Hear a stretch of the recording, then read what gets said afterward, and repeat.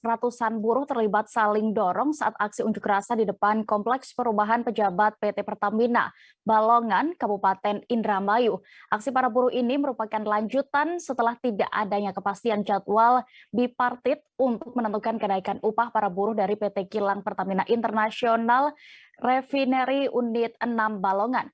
Untuk lebih detail terkait informasinya dan juga situasi saat demonstrasi kemarin akan dilaporkan rekan Handika Rahman, reporter Tribun Cirebon yang sudah bergabung bersama kami. Silakan rekan.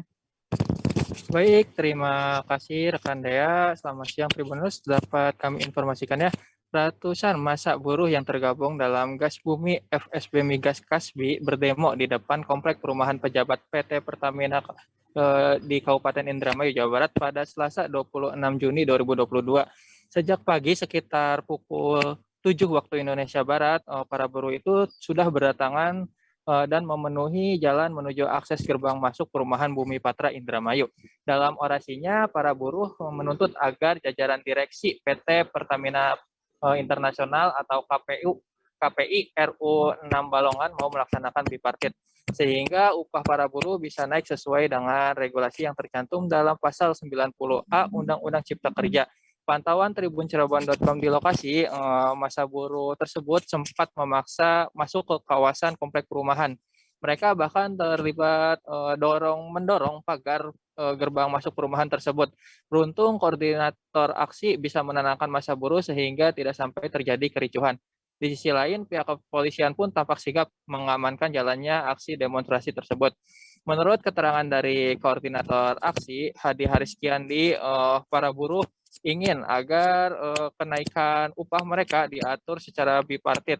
Hal ini sudah dijelaskan dalam Undang-Undang Cipta Kerja tersebut, di mana upah di atas upah minimum kabupaten harus disepakati antara pengusaha dengan pekerja. Kendati demikian, menurut dia di PT KPI RU 6 Balongan tersebut, kenaikan upah itu justru ditentukan oleh jajaran direktur ya.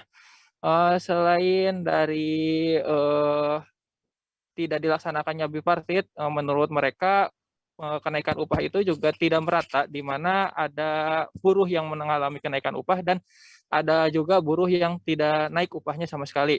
Selain soal bipartit, alasan para buruh melakukan demo tersebut juga terkait keresahan mereka soal akan dihapusnya atau dikuranginya santunan pekerja migas di area Pertamina. Mereka menolak wacana yang rencananya akan dilaksanakan pada tahun 2023 mendatang tersebut.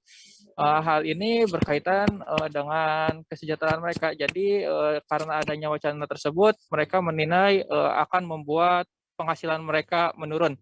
Selain tuntutan tersebut, massa buruh juga menuntut agar pembayaran uang kompensasi yang telah diatur dalam PP 35 tahun 2021 segera dibayarkan oleh Pertamina. Selain itu, massa buruh juga menuntut untuk menindak tegas perusahaan atau vendor-vendor yang melanggar aturan dan perundang-undangan serta mengabaikan hak-hak dari para pekerja.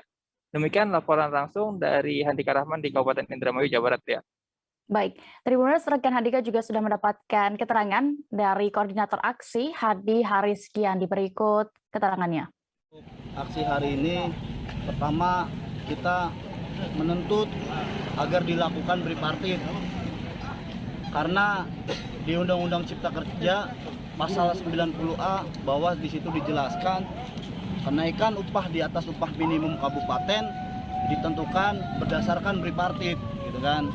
Sedangkan teknisnya di Pertamina ini kenaikannya ditentukan oleh direktur dan jajarannya, dan kenaikan tersebut juga tidak merata untuk semua kawan-kawan buruh. Jadi kenaikannya itu hanya sebagian naik, sebagian enggak. Tentunya kan kita berjuang bersama-sama, berjuang secara kolektif gitu kan. Kita tidak mau ketika ada yang naik ada yang enggak gitu kan. Harusnya bersama-sama naik gitu kan. Pertama tuntutan kita itu. Kedua tuntutan kita adalah ada isu yang sangat meresahkan kawan-kawan buruh migas, bahwa upah migas ini kan pertama kan dihilangkan, berganti dengan upah di atas upah minimum kabupaten. Yang kedua, akan dihilangkannya tunjangan pekerja migas, di mana tunjangan pekerja migas itu ada yang beberapa dimasukkan ke lembaga DPLK melalui tubuh mandiri, dan ada pun yang dibagikan tiap bulan atau dibagikan setahun sekali. Nah, itu yang selama ini kita dapatkan di tahun 2023 bahwa itu akan dihilangkan. Maka melalui aksi ini kita menolak kalau tunjangan pekerja migas itu dihilangkan karena nilainya lumayan. Terima kasih sudah nonton. Jangan lupa like, subscribe, dan share ya.